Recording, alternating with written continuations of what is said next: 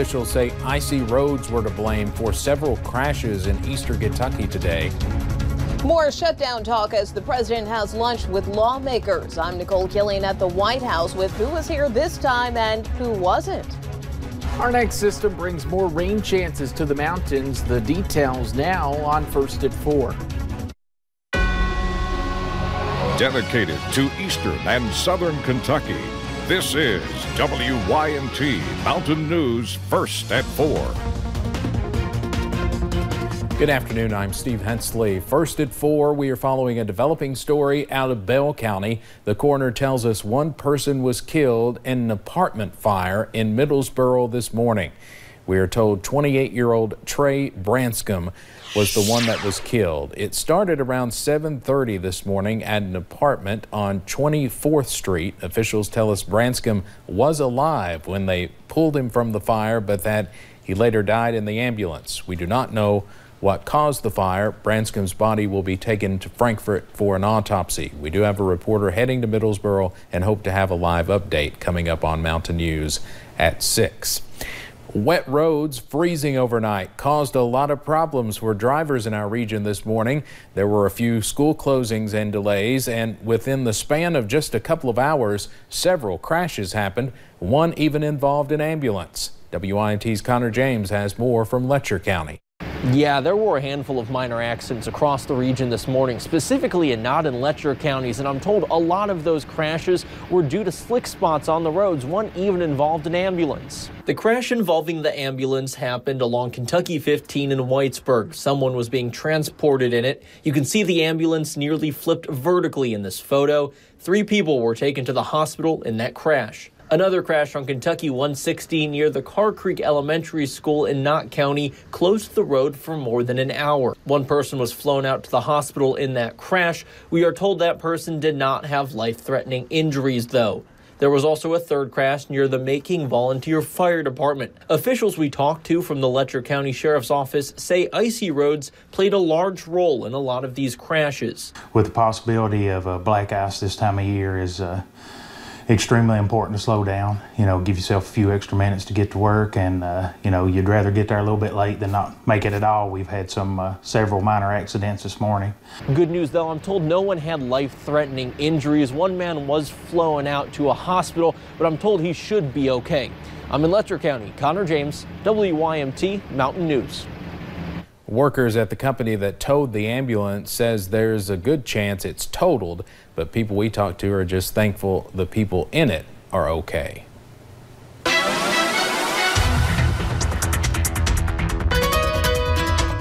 Well, we knew there was some slick spots with some of that patchy fog and freezing fog last night.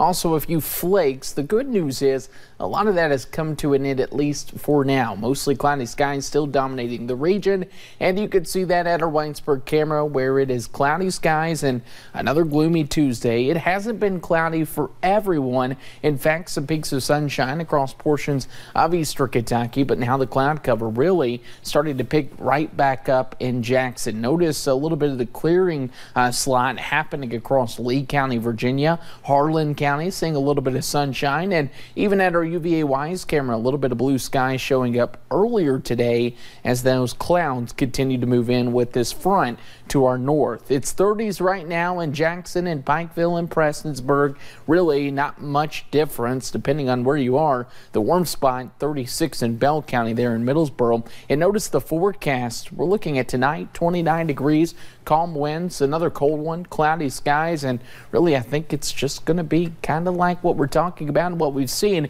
Good news is drizzle doesn't look to be a story for tonight. I think that doesn't arrive until we look at the weak front for tomorrow with that slight rain chance and maybe even a few flakes. Steve, that sets up an even bigger system for Thursday. More rain is on the way, and we'll break down how much and what you can expect coming up in a few short minutes. All right, thank you very much, Andrew. The longest government shutdown in U.S. history has now entered day 25. President Trump says he's not backing down and is calling on Democrats to stop playing politics. CBS's Nicole Killian has the latest from the White House. House Republicans emerged from a White House meeting with President Trump, bashing their Democratic colleagues. This was supposed to be a bipartisan lunch, but Not a single Democrat offered to come here and negotiate how we end this partial shutdown. Hoping to bypass Speaker Nancy Pelosi, the president invited several moderate House Democrats to the lunch, but none were in attendance. We want to work with rank-and-file Democrats. Obviously, what we're seeing right now is that Speaker Pelosi has refused to provide a counteroffer. Earlier, Mr. Trump tweeted, "Why is Nancy Pelosi getting paid when people who are working are not?" President Trump is vowing to keep up the fight until he gets $5.7 billion in funding for the border wall, despite hundreds of thousands of federal workers not getting paid.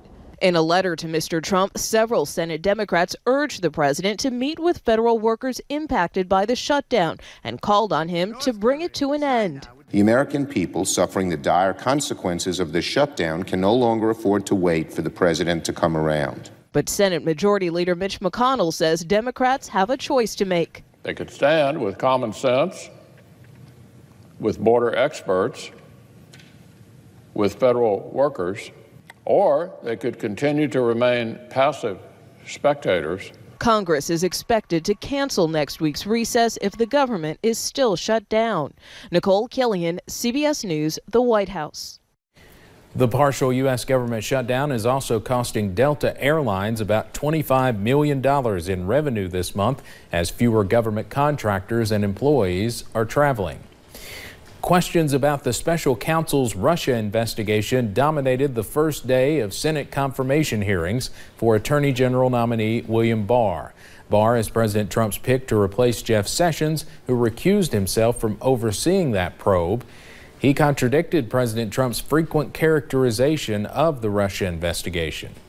Do you believe Mr. Mueller would be involved in a witch hunt? I don't believe Mr. Mueller would be involved in a witch hunt. A second panel of witnesses will testify tomorrow before the Senate Judiciary Committee regarding Barr's nomination. If Barr passes a vote by the committee, he will face a full Senate vote in the coming weeks. The Southeastern Kentucky Rehabilitation Industries had more than 100 people turn out for their job fair in Middlesboro today. SECRE held the job fair today at the Middlesboro City Hall, trying to fill positions for their new locations. Applicants like Tommy Smith say they came out because of SECRE's reputation in hiring those with disabilities. Just says you're too old, this because of this and that and the other, but, it doesn't stop me. I always keep trying. The new Middlesboro factory is set to open by the end of February. Head over to Wall Street now on this Tuesday afternoon. The Dow closes up today more than 155 points. Broadway is saying goodbye to a beloved star of the stage. Legendary actress Carol Channing has died at the age of 97. Channing was best known for her role as Dolly in Hello, Dolly. That performance earned her a Tony Award in 1964. She is survived by her son, cartoonist Channing Carson. Straight ahead on First at 4, a look back at the historic Miracle on the Hudson, which happened 10 years ago today. 3 systems impact the mountains in a matter of 5 days. A look at the busy forecast is coming up.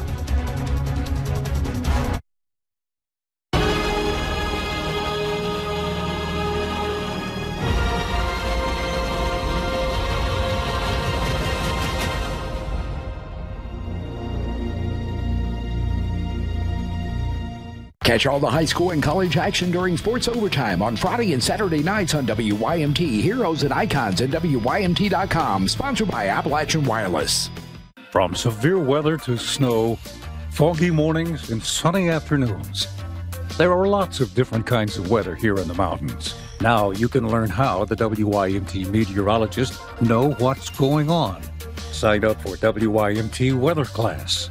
A member of the Sky Alert weather team will visit your school and talk about what they know best. Sponsored by Kentucky Power.